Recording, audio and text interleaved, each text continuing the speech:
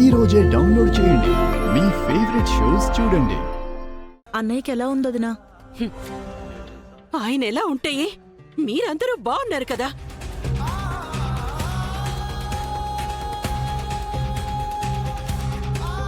మా బాధ మీకు తెలీదక్క. పాప పార్వతి,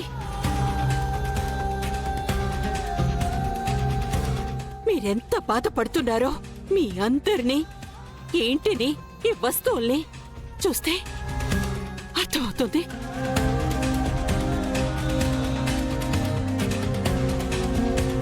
మీతో మాట్లాడదామని ఫోన్ చేస్తే ఎందుకు కలవలేదు అనుకున్నాను. ఎందుకేనా?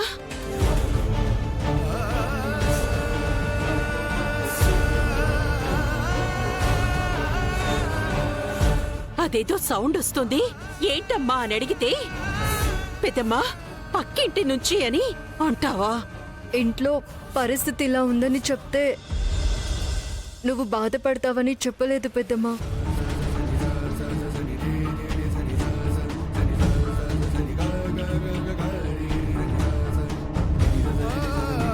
ఆయన్ని చూడ్డానికి ఒక్కరు కూడా రాలేదు. ఎందుకు అని అడిగితే అందరూ పెద్దనాన్న కోసం పూజలు చేస్తున్నారు, ఉపవాసాలు ఉంటున్నారని ఆశ్చర్యలు చెప్పారు.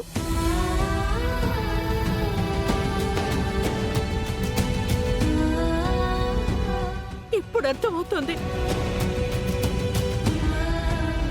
ఇవే కదా మీ పూజలు, ఉపవాసాలు?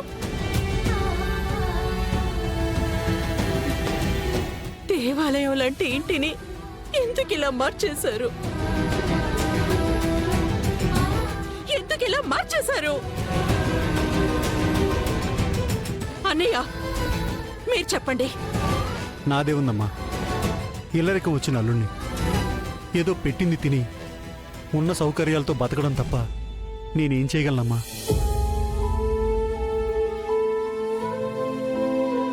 నాలుగు రోజులు ఇంట్లో లేకపోతే ఈ ఇంటిని వల్లగాడు చేసేశారు. మీరందరూ మనుషులేనా?